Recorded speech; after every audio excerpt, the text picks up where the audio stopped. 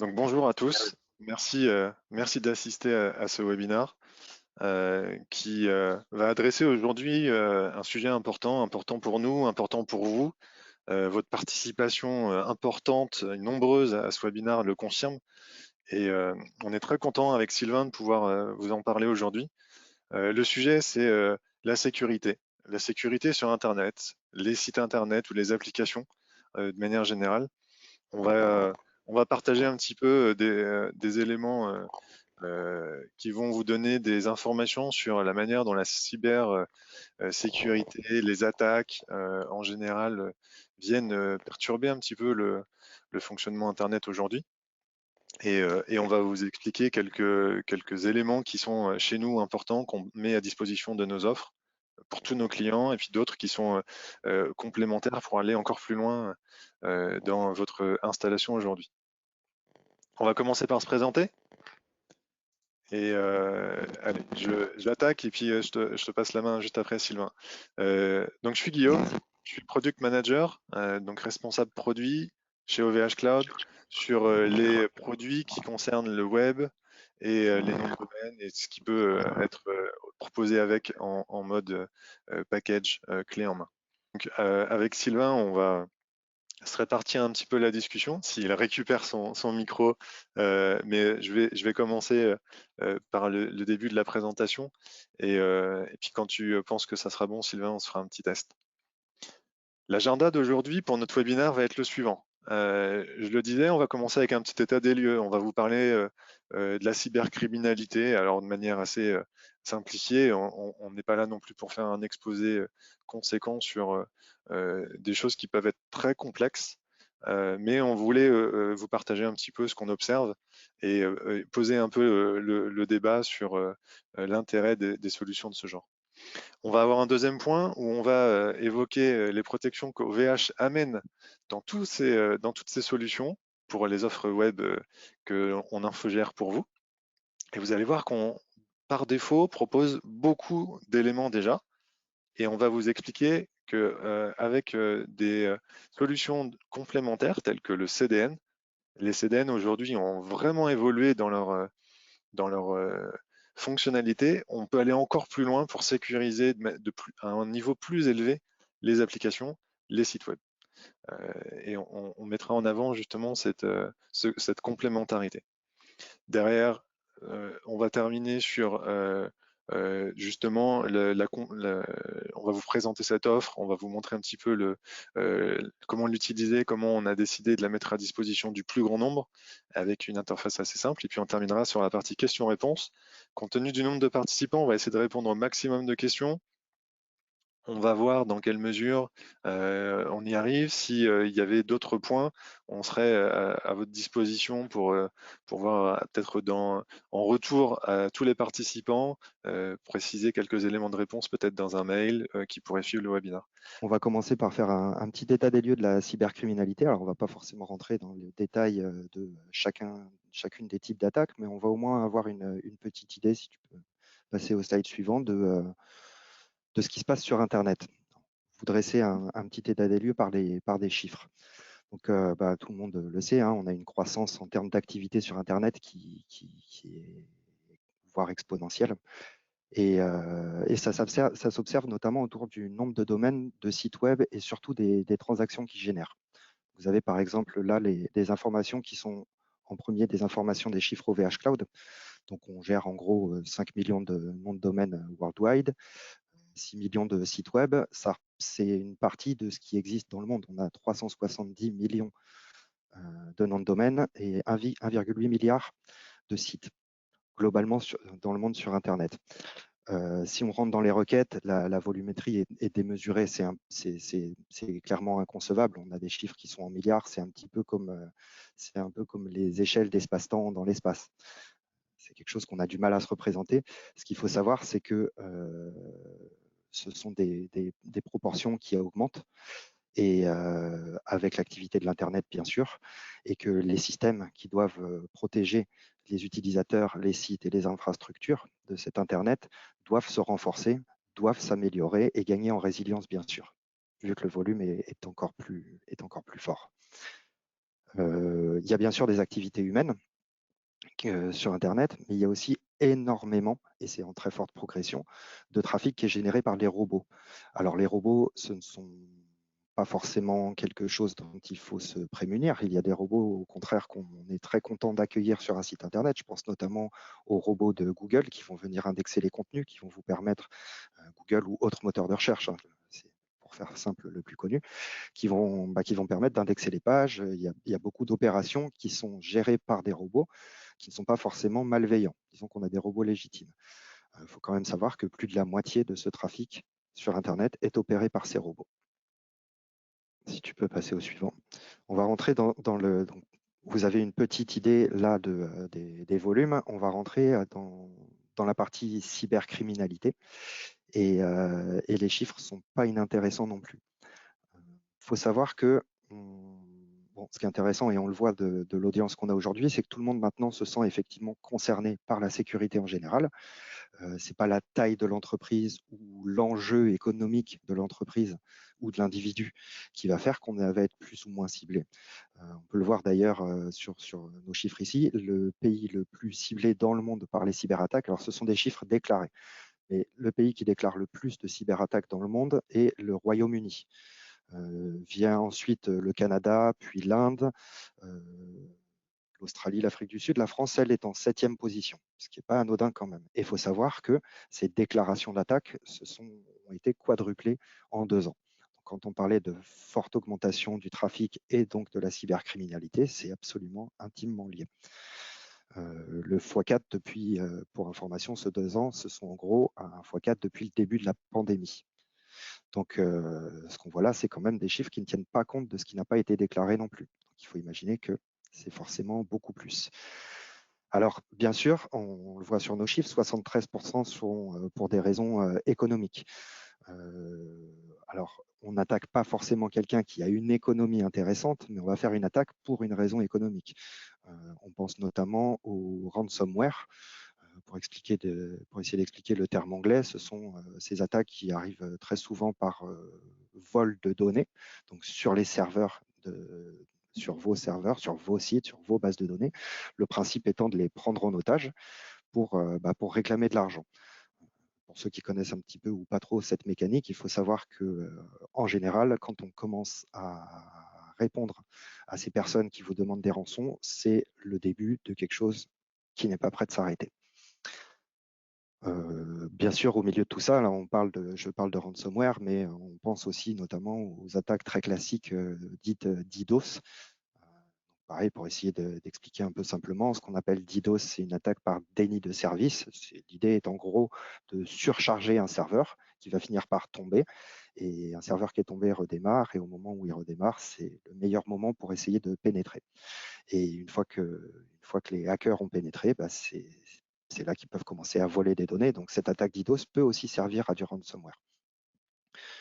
Donc on voit que le coût est énormissime aussi. On est à 6 milliards de dollars, donc c'est des estimations bien sûr. On est quand même à 6 milliards de dollars par an de coûts dus à la cybercriminalité, que ce soit pour se défendre, pour les rançons, pour se reprotéger. Ce chiffre a été doublé en 1 an. Donc on voit bien aussi que l'effet pandémie et la reconcentration du business en général sur Internet attirent aussi ceux qui sont un petit peu plus malveillants que les autres sur Internet. Enfin, un dernier chiffre pour reboucler sur ce que je disais tout à l'heure, tout le monde est ciblé. On a 40% de ces attaques qui sont faites sur des petites et moyennes entreprises.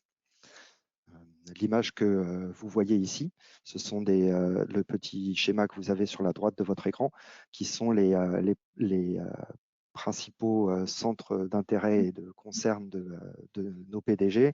On voit que les cyberattaques remontent très très haut maintenant, puisqu'ils sont près de la moitié à voir ça.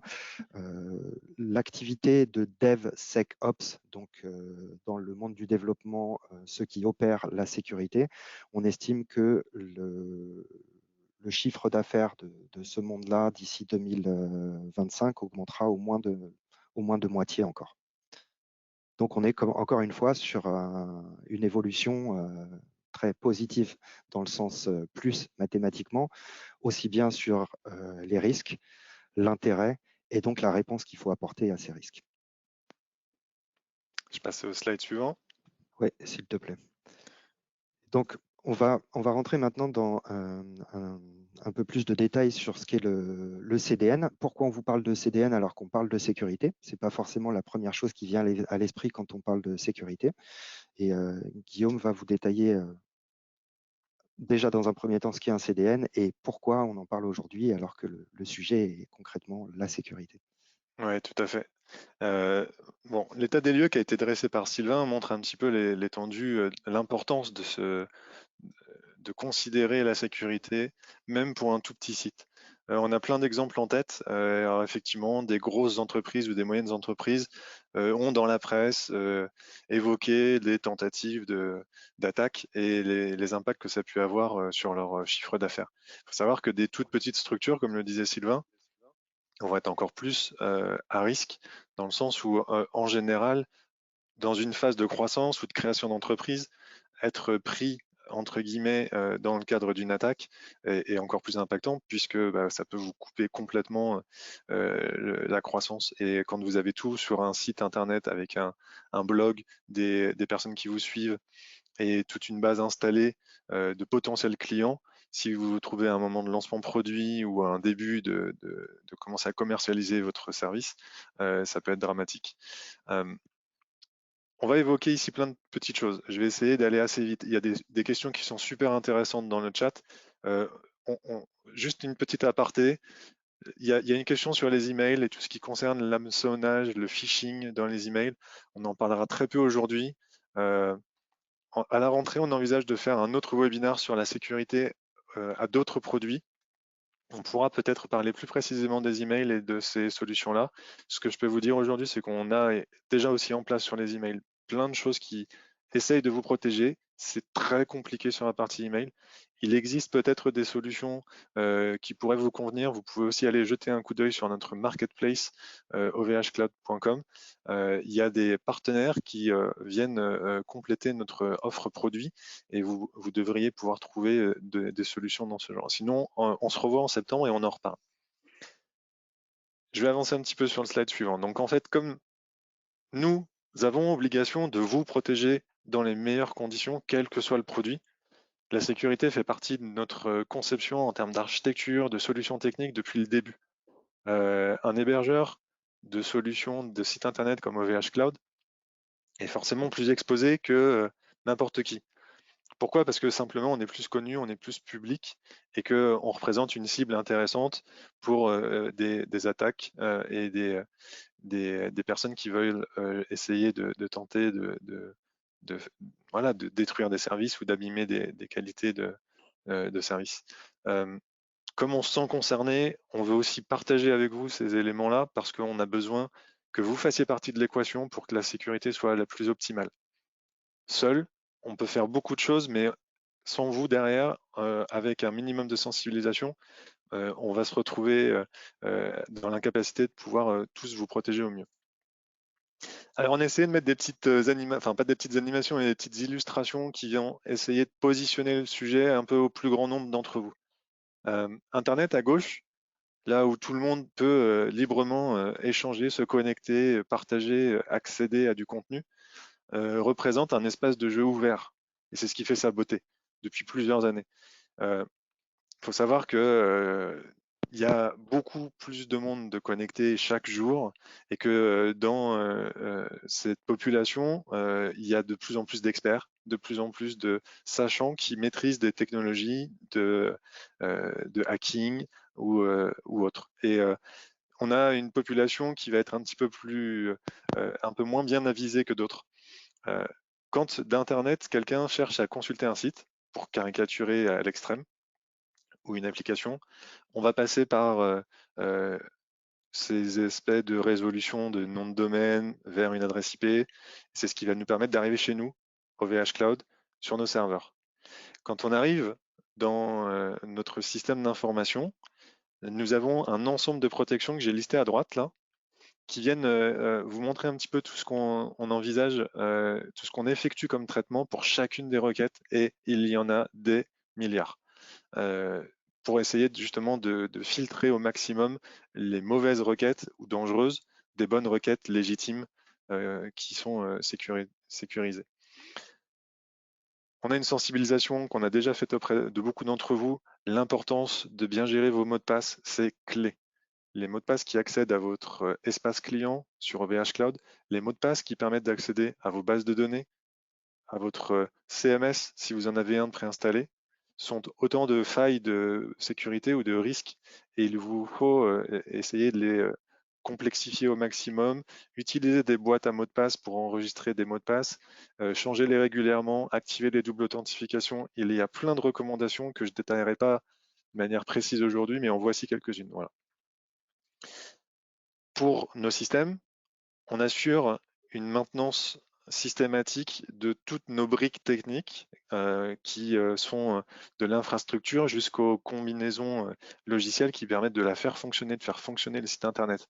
Donc les serveurs web de type Apache ou d'autres composants qui permettent de réaliser la supervision, pour vérifier que les différents serveurs sont opérationnels, des antivirus, des systèmes de prise de contrôle à distance, tous ces éléments qui nous permettent de gérer votre système. On fait en sorte de les maintenir en permanence à jour parce que chaque développeur, chaque société qui édite des briques, qu'elles soient open source ou privées, tient compte des évolutions, des risques, corrige des bugs, et il est très important de maintenir ces versions de logiciels toujours à jour pour bénéficier de tous ces correctifs et réduire le nombre de failles à tous les niveaux. Nous le faisons pour maintenir cette qualité de service à nos millions de clients et de sites web hébergés. Et vous avez aussi intérêt à le faire, et j'en reparlerai, notamment par exemple sur vos CMS. La protection anti-DDoS, Sylvain en a parlé, il faut imaginer ça comme un aiguillage, si je caricature, à un moment où un site internet pourrait être pris en cible et qu'il y a une coordination de plein d'équipements dans le monde qui se mettent à l'attaquer, donc juste simplement en lui demandant de voir son contenu, afin de le saturer. Notre système anti-DDoS, qui est très reconnu sur le marché et qui est extrêmement puissant, a une capacité d'aiguiller ce trafic pour le mettre sur une voie de sortie, une voie de garage. Et donc, ces requêtes qui arrivent d'un seul coup en trop grand nombre, afin d'éviter pour préserver le serveur, on les aiguille dans une voie de garage et le flux ne tombe plus sur la machine en elle-même, mais tombe dans un espace vase clos qui est là exprès pour absorber le flux le temps que ça passe. De cette manière, on maintient l'intégrité des serveurs et des systèmes que vous avez déployés chez nous. On a ajouté aussi dans quasiment toutes nos offres, et comme c'est devenu quasiment un standard sur tout le marché, cette capacité à vous proposer pour chacun de vos sites web un certificat SSL, c'est ce qui vient rajouter le petit S à la fin de votre HTTPS, et d'être en mesure de proposer des connexions sécurisées entre le visiteur de votre site qui utilise son navigateur, Google ou autre, et qui a la capacité d'arriver jusqu'à votre site web. C'est protégé dans un tuyau où les données sont encryptées avec un certain niveau de complexité, et éviter qu'il y ait des personnes qui viennent s'intercepter entre les deux échanges. Et puis on a aussi d'autres mécanismes qui sont un peu plus avancés encore et qui viennent détecter des comportements anormaux. C'est ce qu'on a là ici identifié par la notion de détection d'abus. C'est pas forcément une population de machines qui vient d'un seul coup se connecter à un site web, ça peut être des comportements récurrents d'une seule adresse IP qui vient systématiquement tenter de se connecter sur un port ou sur une adresse un peu bizarre. Et dans ce cas-là, on a des mécanismes qui remontent des alertes, qui bloquent, qui sécurisent, et ou même qui peuvent aller proposer, à la manière des CAPTCHA que vous pouvez voir vous quand vous êtes sur certains sites, ils testent que effectivement c'est une demande légitime, ou ils temporisent pour éviter que ce soit des milliers d'attaques ou de connexions en très peu de temps. Voilà un petit peu pour faire en macro tout ce qu'on propose, et la plupart de ce que j'évoque là, ou quasiment tout ce que j'ai évoqué, c'est par défaut dans nos packs web pour tous nos clients. Et ça, c'est pas des options ou c'est pas des choses à activer, c'est même maintenant le certificat SSL, on l'active par défaut pour les nouveaux sites qui sont déployés. Si je poursuis sur les slides suivants, je reviens sur un point important. Vous êtes nombreux à utiliser des CMS quand vous installez, quand vous commandez un site web chez nous. Et effectivement, ça vous fait gagner du temps dans la création de votre site. On en a 3 qui sont préinstallés et complètement intégrés avec notre hébergement. Donc, à la commande, vous choisissez un WordPress, par exemple, et quelques instants, quelques minutes après, vous avez directement la possibilité d'utiliser le WordPress. On a tout configuré, votre nom de domaine, votre base de données et le serveur pour que l'ensemble soit opérationnel le plus vite possible. Une fois que vous avez commencé à mettre du contenu et que vous commencez à travailler dans votre WordPress, vous gardez la responsabilité du WordPress et notamment sa mise à jour. On n'applique pas de mise à jour de notre côté sur WordPress. C'est important que vous ayez, par exemple, j'ai pris l'exemple de WordPress, mais les autres sont équivalents. Il faut que vous ayez conscience que, alors j'aurais dû mettre une animation plus courte, mais ce que vous voyez à l'écran, c'est les interfaces qui, sur notre espace client, permettent dans un onglet multi-module en un clic d'accéder à votre WordPress et de déclencher, d'ouvrir l'interface d'administration de WordPress. Et WordPress vous notifie des mises à jour qui arrivent aussi de leur côté et qui viennent corriger certaines failles de sécurité. Et je vous montrais simplement que là, sur un de mes WordPress, par exemple, les 2 étapes qui permettent de mettre à jour ces nouvelles versions. Votre WordPress, vos plugins, les extensions, c'est pareil pour les CMS, il faut les maintenir à jour. Ça prend pas beaucoup de temps et c'est des mécanismes qui sont bien automatisés aujourd'hui, qui se passent très bien, qu'on vous recommande de faire le plus régulièrement possible. Et si je peux me permettre, Guillaume, c'est une règle générale. On parle là de CMS. Quand on parle d'un téléphone Android ou iOS, c'est un petit peu la même chose. Il y a une notion qu'il faut avoir en tête, c'est qu'il y a le monde des pirates et des hackers, ils communiquent entre eux, mais une faille n'est jamais aussi facile à exploiter qu'une fois qu'elle a été déclarée publiquement. Donc, quand il y a un patch de sécurité qui est déployé, ben, même les hackers un peu moins experts vont pouvoir s'engouffrer dans cette faille pour tous ceux qui n'ont pas été à jour. Donc, Tout je à fait. réinsiste sur l'insistance de Guillaume. Il est essentiel de se mettre à jour le plus vite possible sur vos CMS, mais en fait sur toutes vos activités du Et moment les que vous êtes CMS connecté. comme WordPress par exemple sont tellement connus qu'ils représentent des cibles plus privilégiées et ils sont faciles à identifier sur Internet. On parlait des robots tout à l'heure, les robots qui euh, traînent sur Internet n'ont que ça à faire que d'aller tester des sites. Et on prend un moteur de recherche, on peut taper quelques mots-clés, ça donne une liste, le robot prend cette liste et un par un, il va tester des adresses, il va tester les URL, il va tester des niveaux pour voir s'il y a des failles de sécurité qui sont restées ouvertes. Il y avait des questions, je crois, dans les participants. Certains d'entre vous posaient des questions sur le WordPress et justement sur des sollicitations de sites russes qui viennent poser des commentaires ou essayer d'interagir avec vous. Bah, typiquement, c'est des robots derrière. C'est des robots qui, de manière fréquente, vont essayer de commencer par des portes ouvertes sécurisées, vous déposez des messages, et puis si on ne prend pas garde, si son WordPress n'est pas à jour, ben, ça peut être derrière une faille qu'ils vont exploiter en venant envoyer des mails, des pièces jointes ou des éléments de ce genre. Je voulais aller un petit peu plus loin sur le même schéma, cette fois dans lequel on a rajouté une brique supplémentaire. La partie CDN, ce n'est pas une partie qu'on propose par défaut dans toutes nos offres. Pourquoi? Bah parce qu'elle est issue d'un travail d'intégration qu'on a fait avec une autre solution, un éditeur du marché, qui est très reconnu aujourd'hui et qui nous apporte un savoir-faire exceptionnel. Du coup, on la propose en option pour nos clients. Et cette brique-là, elle vient en plus du reste. C'est-à-dire que vous avez notre couche de protection, j'ai détaillé précédemment, et un CDN dont le but, c'est de vous aider, d'aider votre site web à répondre à vos visiteurs. Il permet de gérer la livraison du contenu à vos visiteurs quand ils viennent consulter votre site. Ça, c'est on va dire, la fonctionnalité de base du CDN. Et c'est comme ça que ça a été construit il y a plusieurs années pour pouvoir aider vos sites web à répondre plus rapidement sur les images, sur les documents en pièce jointe, sur les éléments de texte, tout ce qui est dit statique dans votre site. Les CDN ont évolué. Pourquoi? Parce qu'ils se retrouvent aussi en premier plan, en premier niveau dans le chemin de la requête. Et ils ont une capacité de voir passer tout le trafic aussi et de pouvoir dire bah, la question d'affichage de la page principale du site ne contient que du contenu statique. moi, le CDN, je peux répondre. J'ai pas besoin d'aller demander à l'hébergement fournir la réponse. Je vais répondre à sa place au visiteur. Si jamais il y a une partie qui est un peu plus dynamique, c'est le chemin pointillé qu'on voit sur la droite. Le CDN va dire ah ça je sais pas, c'est un contenu où il y a un calcul, où le client essaie de faire un acte d'achat, où il y a un traitement à faire côté serveur. Dans ce cas-là, pardon, on va aller solliciter l'hébergement web pour générer le contenu de la page qui va bien et puis l'envoyer à votre visiteur. Les Ça, c'est la, CDN, pardon, vas-y, Guillaume, c'est la fonction de base du CDN que tu expliques là, effectivement, au exactement. départ. C'est charger ces fichiers statiques avec des points de présence, si possible, plus près des utilisateurs pour aller plus vite. Mais au-delà de ça, ça décharge aussi l'hébergement qui peut s'occuper plus que du calcul.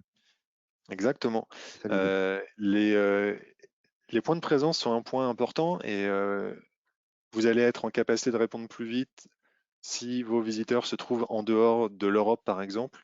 Il faut savoir que pour le moment, on a décidé de travailler un autre point de présence qui est déjà disponible pour l'Amérique du Nord et qui permet, pour ceux d'entre vous qui auront des sites web avec une volonté d'être visités par tous les États-Unis, on va dire que notre présence au Canada va permettre d'aller répondre beaucoup plus vite et d'éviter de traverser l'Atlantique pour venir questionner le serveur situé sur un data center en Europe et de renvoyer la réponse de l'autre côté. Mais ils vont apporter aussi ces suppléments de sécurité que je vais évoquer juste après. Alors, quels sont les avantages? Ce CDN, Sylvain, tu veux peut-être nous parler un petit peu de la manière dont on a essayé de le travailler pour qu'on puisse le mettre à dispo du plus grand nombre? Bien sûr, c'est avec plaisir. Ça fait partie des promesses de l'hébergement web en général. Si on met en face des univers cloud on-premise du VPS, quand on vient sur un hébergement web dit managé, infogéré, la promesse c'est que tout doit être simple d'utilisation, automatisé, packagé quelque part. Le principe c'est un petit peu on s'occupe de tout, tu t'occupes de rien, à part bien sûr poser le site. Donc on a essayé de designer notre CDN exactement dans cette optique-là, avec des systèmes de préinstallation, de facilité d'utilisation et encore de l'infogérance. Après, c'est aussi et toujours les valeurs d'OVH Cloud, d'avoir quelque chose qui est souverain en termes de gestion des données. Donc la souveraineté, ça a plusieurs aspects, les plus connus, les plus importants étant notre présence en Europe. Euh, on a une protection des données dans le cadre européen qui permet de ne pas avoir à partager en cas de problème avec des gouvernements, notamment américains. Donc ça fait partie des aspects importants qui font l'ADN d'OVH Cloud, mais également le fait de ne pas les partager. Notre CDN, il a évolué. Alors, on l'a depuis 2011, Guillaume. Moi, j'étais pas né chez OVH Cloud encore à cette époque-là, mais je crois que c'est à l'époque à laquelle on a commencé à pouvoir le proposer. Oui, On on a était, commencé avec une version open source il y a plusieurs années et là on est parti sur cette version enrichie que j'évoquais tout à l'heure qui va montrer beaucoup plus de fonctionnalités. c'est ça. En fait, on a décidé de repartir. Alors, c'était en 2019. Tu m'arrêtes si je dis des bêtises, encore une fois. Où on a décidé de partir sur cette version. C'est une version entreprise du provider. En gros, c'est la solution que les grands groupes utilisent pour se protéger, pour mettre un CDN déjà au départ. Euh, bon, il n'y a pas de raison qu'il n'y ait qu'eux qui puissent en profiter. Et puis, quand on parle de sécurité, on ne peut pas vraiment faire de compromis. Donc l'idée, encore une fois, c'est de pouvoir proposer la même chose à tout le monde. On l'a vu tout à l'heure, hein, la moitié des attaques sont faites sur des PME. Il n'y a pas de raison que la sécurité ultime soit réservée à quelqu'un d'autre qu'eux. Donc c'est depuis 2019 qu'on travaille avec eux et qu'on peut vous proposer un CDN qui aura différentes moutures, dont la brique sécurité qui est dans le milieu de notre gamme. Et on va petit à petit remplacer toutes les anciens CDN. Donc, il y a encore beaucoup d'utilisateurs qui sont sur la version open source de notre CDN. Le but, c'est de pouvoir accompagner tout le monde dans la transition vers ce nouveau qui est quand même beaucoup plus robuste. Ouais, et puis qui apporte Je aussi des pense fonctionnalités plus fines de configuration. Chacun d'entre vous exactement. a y gagné à partir sur cette nouvelle offre parce que par exemple, On va pouvoir aller opérer, si vous avez un hébergement avec plusieurs sites web, vous allez pouvoir décider de traiter votre CDN sur un site web un petit peu différemment d'un autre. Et rien que ça, c'est une fonctionnalité qui est très intéressante. Je suis désolé Sylvain, mais je vois le temps Non, je t'en prie. qui file et je pense qu'il faut qu'on passe un petit peu plus vite sur certains slides pour pouvoir être en mesure Oui, de tout partager. Je vais en profiter pour répondre aussi au passage à quelques questions que je vois passer. Cette option qu'on évoque ici, effectivement, est intégrée à nos hébergements web parce qu'on a voulu la travailler pour qu'elle devienne la plus facile et la plus simple à être utilisée. Donc, elle n'est pas disponible en l'état tel quel pour nos autres produits. Je pense à des VPS ou à des serveurs dédiés, par exemple. Néanmoins, nous avons une offre qui existe aussi depuis quelques années, qui est disponible à part entière, qui s'appelle CDN Infrastructure, qui a une tarification différente parce que elle a pour objectif de pouvoir s'intégrer dans vos architectures qui sont toutes différentes les uns des autres. Et on est en train d'envisager de travailler cet aspect-là dans notre roadmap pour les mois à venir. Si j'avance un petit peu sur la suite, vas-y. je vais vous montrer justement la manière dont aujourd'hui cette interface, cette intégration a été réalisée.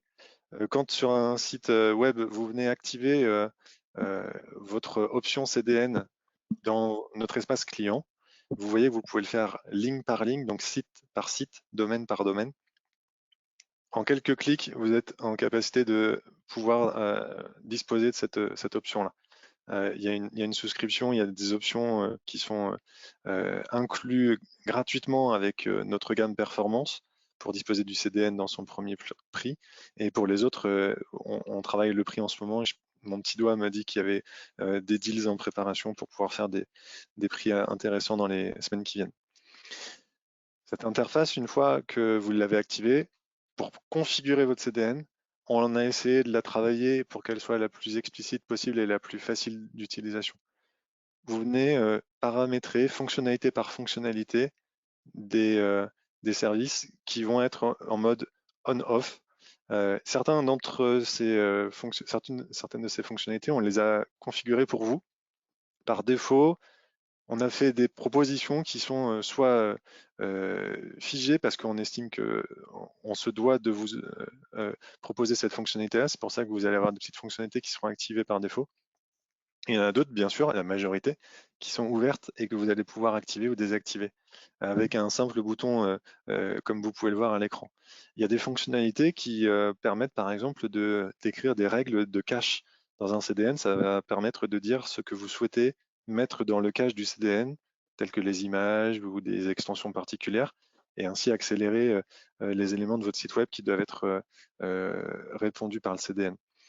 Pour la partie sécurité, ça va un petit peu plus loin. Et je vais vous montrer un petit peu les fonctionnalités, mais plus en mode liste tout à l'heure. Comment se construit cette option CDN? La partie basique, c'est ce qu'on évoquait, c'est ce qui vient remplacer ce qu'on avait depuis une dizaine d'années, et ça vient surtout accélérer votre site web. La partie sécurité, on a essayé de faire un effort monstrueux sur la manière de la proposer à un prix préférentiel. Il faut savoir que des solutions aussi avancées coûtent 10 à 15 fois plus cher que ce qu'on affiche aujourd'hui. C'est difficile de pouvoir être objectif parce que quand on évoque ce genre de choses, mais euh, le savoir-faire sur le secteur et on va dire l'actualité va faire en sorte que ces éditeurs vont se concentrer sur des gros acteurs du marché pour proposer leur savoir-faire et que ramener ces fonctionnalités-là à un grand public, aujourd'hui, c'est notre ambition et on est fier de pouvoir réussir à amener des packages comme ça à des tarifs qui restent très intéressants. Et puis on a une version qui est en préparation, qui va arriver, je pense, pour la rentrée, qui permettra d'aller encore plus loin et qui va s'adresser à ceux d'entre vous qui veulent vraiment pouvoir avoir la main complète sur la personnalisation de chacune des fonctionnalités, créer plus de règles, être en capacité de faire vraiment des traitements spécifiques et assez haut niveau pour pouvoir distinguer des flux qui proviendraient d'une zone dans le monde, être en capacité de pouvoir gérer de la redirection sur des sites web différents en fonction du terminal utilisé par le client, être en capacité de confirmer systématiquement que tout le flux est sécurisé de bout en bout. Ça, c'est le site, la page produit sur laquelle vous allez pouvoir retrouver le détail de tout ce qu'on évoque aujourd'hui. Et si voilà, je vais cliquer déjà sur ce petit lien. Vous voyez mon écran avec le site web? Ça devrait être bon. C'est la page produit qui montre un petit peu l'ensemble des fonctionnalités qui sont inclus aujourd'hui dans ces différents packages. Et là où le premier niveau CDN basique va vous amener des fonctionnalités assez universelles et principalement qui vont accélérer le fonctionnement de votre site web, on va aussi s'intégrer avec tout ce qui existe déjà dans les offres. On va aussi travailler des fonctions un peu avancées sur choisir la meilleure compression pour vos images, du Brotli, du gzip, des choses comme ça. On est en train de travailler à fournir des analytics beaucoup plus avancés. Et je vais vous en parler juste après sur les analytics qui existent aujourd'hui sur les sites web et ce qu'on a l'intention de faire pour le CDN aussi dès la rentrée. Et le deuxième plan qui nous concerne aujourd'hui, c'est vraiment ce que va contenir ce package sécurité. On a quelques briques qui sont de plus en plus connues, telles que le WAF, WAF, qui est un pare-feu applicatif. Certains d'entre vous, dans les questions, évoquaient un petit peu quel genre de protection un CDN peut m'apporter. Typiquement, de l'injection de code ou de l'injection en base de données, des attaques qui sont plus subtiles, plus complexes, que la plupart d'entre vous ne connaissent peut-être pas, vont être traitées par ce genre de fonctionnalité. Pourquoi? Parce que pour ceux qui ont quelques bases dans les échanges réseau, il y a plusieurs couches en termes de protocole. Il y en a 7 exactement. Et suivant le niveau d'échange, vous allez adopter des protections de nature différente. Une protection de type pare-feu applicatif WAF, c'est une protection qui se trouve dans la couche la plus haute, qui correspond au niveau application, et qui du coup va être la plus avancée en termes de... C'est le dernier rempart et c'est celle qui va être la plus fine. Voilà la valeur notamment de cette fonctionnalité-là. Elle est importante parce qu'elle est très avancée et très précise. Il y en a plein d'autres. Il y a des mots-clés un petit peu barbares qu'on évoque ici. On essaye de les démocratiser avec les petits textes qui sont en dessous. Vous pouvez trouver des documents sur Internet pour vous les expliquer de manière un peu plus avancée, mais le traitement des cores, là, ça va être quand vous allez assembler votre site web avec différentes briques qui peuvent venir d'ailleurs, d'autres sites web. Vous allez pouvoir sécuriser ces sources pour éviter que quelqu'un change sans vous le dire et ouvre une faille sans que vous le sachiez. Je ne vais pas tous les citer, mais voilà un petit peu l'enjeu de cette offre ici. Et l'avantage, c'est que, encore une fois, ces éléments-là, c'est du on-off. Vous activez la fonctionnalité pour en profiter et vous pouvez changer votre configuration comme vous l'entendez. Il n'y a pas beaucoup plus de complexité que ça. Le parfait applicatif, il est maintenu par nous. Pour ceux qui le connaissent, un parfait, ça marche avec des principes de règles. On définit des règles de ce qu'on autorise et de ce qu'on interdit. Il faut savoir qu'on va en fait mettre à jour pour vous une liste de règles qui va être identifiée par rapport à des acteurs de la cybersécurité dans le monde et qui vont pouvoir venir identifier que telles adresses IP dans le monde sont des adresses qu'il faut blacklister, que tel type d'accès est un accès dangereux. Et on va les protéger et en les mettant à jour régulièrement pour vous tous. La partie advanced, on y reviendra peut-être dans le cadre d'un autre webinar. C'est ce que j'évoquais, on pourra apporter d'autres fonctionnalités un peu plus avancées, encore plus sur ce CDN. Je voulais dire 2 mots sur cette interface que vous voyez à l'écran aujourd'hui. Ça aussi, c'est un autre ensemble d'informations utiles quand on veut connaître qui vient voir son site. Chez nous, cet outil de statistique, il est inclus dans toutes vos offres. Chaque fois que vous faites un site sur votre hébergement, vous avez la possibilité avec cet outil statistique de consulter qui vient voir votre site. Vous pouvez régler la plage de temps. Vous pouvez voir le nombre de connexions qui ont eu lieu, l'origine de ces connexions dans le monde. Vous pouvez aussi comprendre les navigateurs qui sont utilisés par vos visiteurs. Vous pouvez aussi voir l'activité des robots. On en parlait au début. Les robots qui parcourent le net aujourd'hui, il y en a des légitimes et il y en a des illégitimes un peu plus dangereux. Les légitimes, c'est ceux qui travaillent pour les moteurs de recherche et qui vont faire que votre site va être bien référencé dans un moteur de recherche. Donc eux, ils parcourent Internet, ils regardent votre site, ils référencent le contenu qui se trouve à l'intérieur. Et plus votre site est sécurisé, à jour, propre, plus vous allez avoir une note élevée qui vous permettra d'être bien référencé dans un moteur de recherche. Vous pouvez, grâce à des sous-parties de cette interface aussi, voir les pages qui sont en erreur sur votre site. Ça, c'est corriger ces éléments-là, c'est des points qui vont vous permettre d'avoir un meilleur référencement tout en fermant les failles de sécurité de votre site. C'est pour ça qu'on voulait vous le montrer. Et c'est aussi pour vous dire que avec le CDN, on va travailler à proposer la même interface une fois que vous activez l'option CDN sur vos hébergements.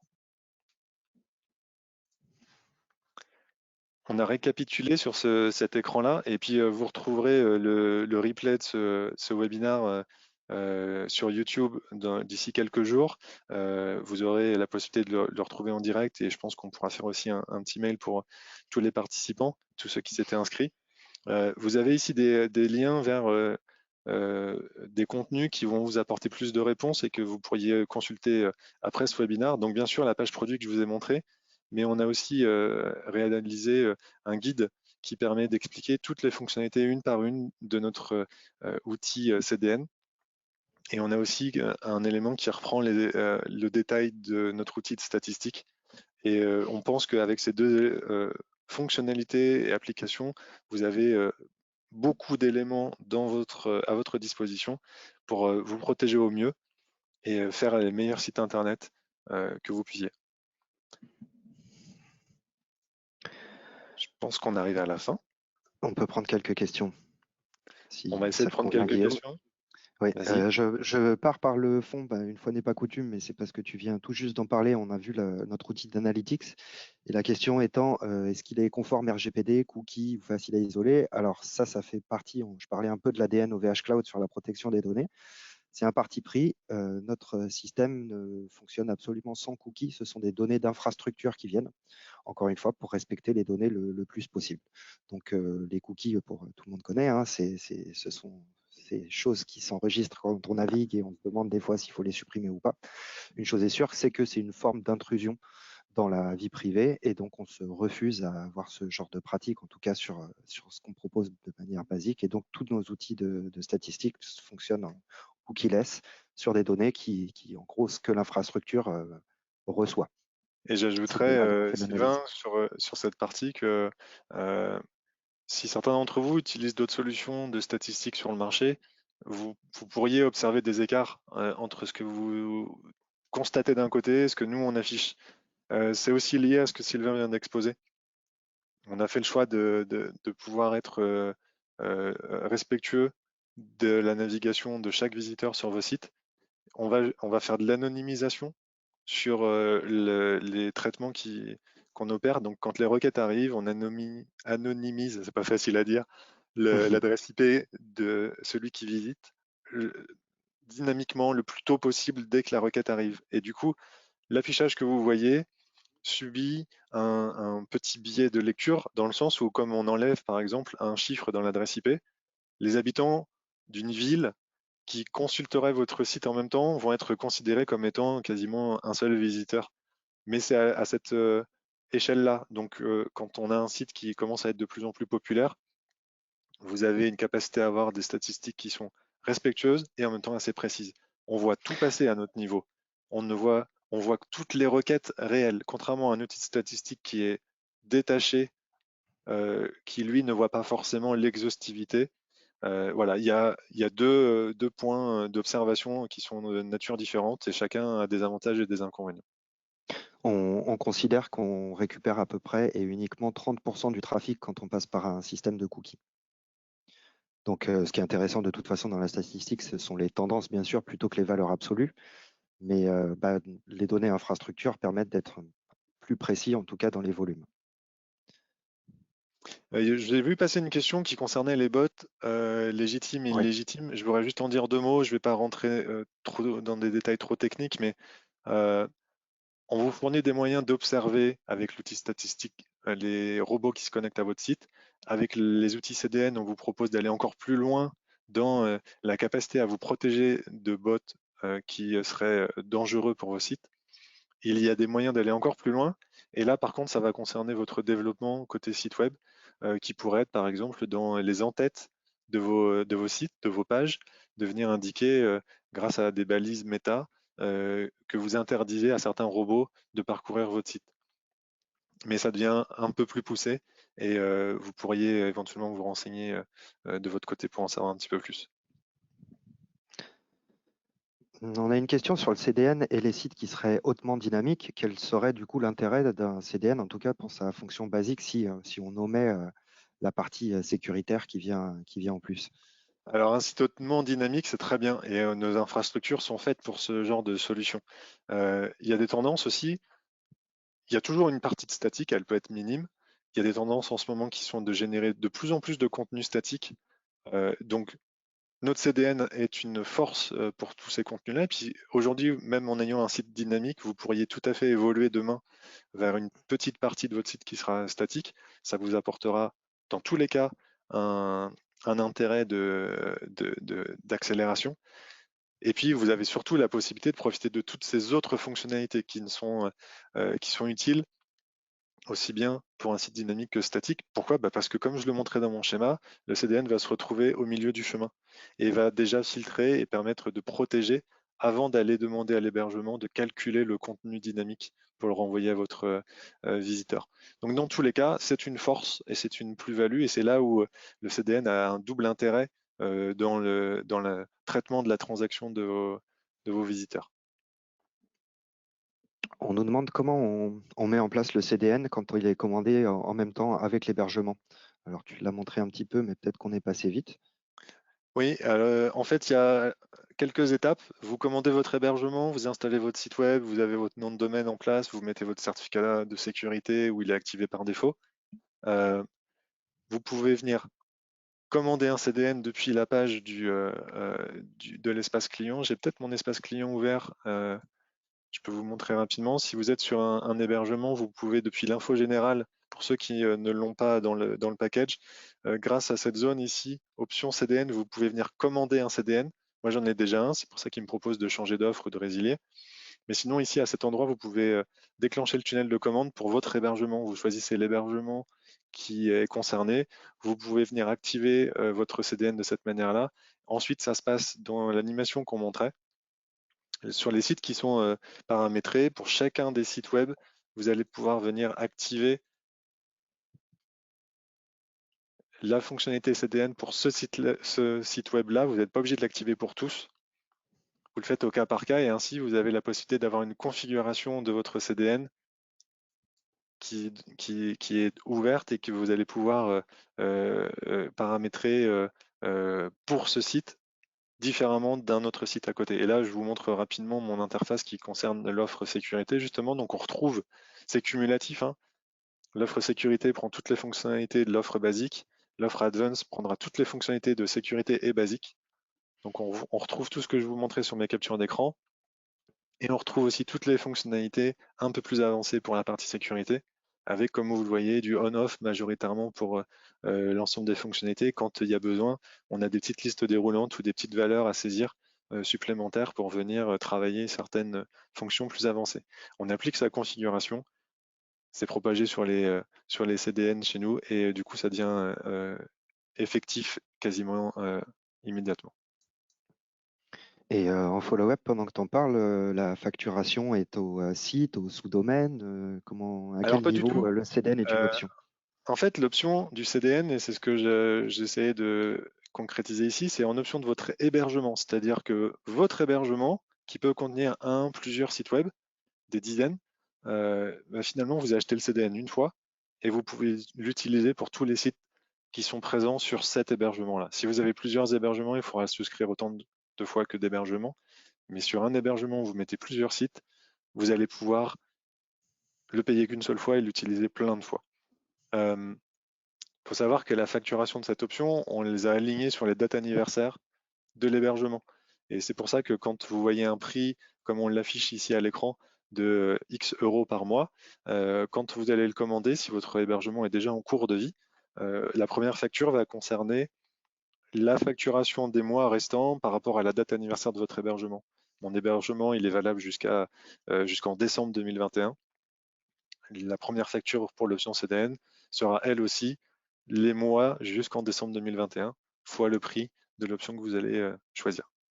Et ensuite, vous êtes dans un renouvellement que vous pouvez conserver en automatique. Et là, vous repartez sur 12 mois pour chaque option.